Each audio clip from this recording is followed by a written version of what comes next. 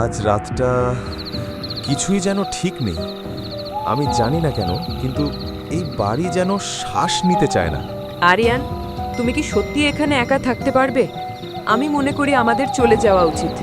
না মেহুলি, আমি বলেছি আমি শুধু দেখতে চাই। আমি চাই জানি এই বাড়িতে কি ঘটে। হঠাৎ দূরে থেকে ধীর আওয়াজ, ক্লিক ক্লিক।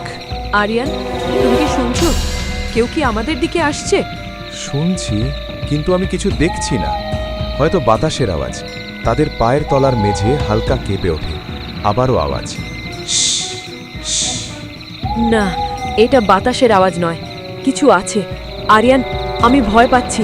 শান্ত থাকো মেহুলি, আমি দেখব। আরিয়ান ল্যাম্প জ্বালায়। হঠাৎ একটি ছায়া দেওয়াল দিয়ে দ্রুত চলে যায়। দেখেছো তো? আমাকে বলো, তুমি কি এটা দেখছো? হ্যাঁ, এটা এটা কোনো মানুষ না। মুখ নেই, শুধু কালো ছায়া। হঠাৎ দরজা নিজেরাই বন্ধ হয়ে যায়। দরজা খুলো আরিয়ান। আমি চেষ্টা করছি, কিন্তু কিছুও কাজ করছে না। দূরে দূরে কানে আসে হেসে ওঠার আওয়াজ। আরিয়ান, এটা এটা সত্যি ভয়ঙ্কর। আমাদের এখনই বের হতে হবে। মেহুলি, আমি আমি দেখছি কেউ আমাদের দিকে আসছে। কেউ বা কিছু আমাদের দিকে। দূরে একটি ঠান্ডা হাওয়ার মতো ছায়া তাদের দিকে আসে। ল্যাম্পের আলো ফাঁক করে নাচে। আমি আর সহ্য করতে পারবো না।